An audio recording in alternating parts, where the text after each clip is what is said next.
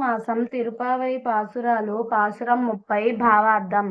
సముద్ర మదనమును వీక్షించుట కేంతెంచిన ఋషిగణములు అధిరోహించియున్న నావలతో నిండియుండిన క్షీరసాగరమును మదించుట వలన లభ్యమైన లక్ష్మిని ధరించుటచే మాధవుడై సుందరములైన శిరోజములతో బ్రహ్మ రుద్రాదులు కూడా ధరించుట వలన కేశవుడైనటువంటి స్వామిని చంద్రబింబం వలె ఆనందముగా ప్రకాశించడి ముఖమండలం దివ్యమైన ఆభరణములు ధరించిన గోపికలు చేరి ప్రార్థనా సహితంగా స్తుతించి నందవ్రజమునందున ఆనాడు ద్వాపరయుగమందు తమ ప్రయోజనమైన శ్రీకృష్ణుని లోకుల కొరకై వశమును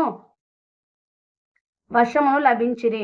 ఆ చరిత్రను భూమికి ఆభరణమైన శ్రీవిల్లి పుత్తూర్నందు వసించెడి చల్లనైన తామర పూసల మాలికలను ధరించెడి బ్రాహ్మణోత్తములగు శ్రీ విష్ణు చిత్తుల వారి యొక్క ముద్ర పట్టి అయిన గోదాదేవి అందమైన ద్రవిడ పాసురముల మాలికగా గూర్చి శ్రేయపతికి అర్పించినది.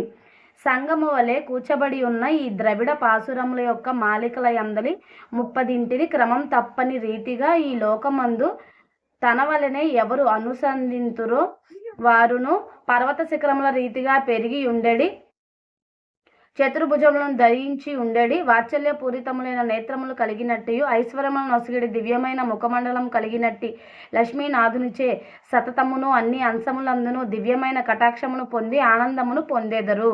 ఈ పాసురములే శ్రీయపతి యొక్క కటాక్షమును తమను అనుసంధించు వారుల కొసగును.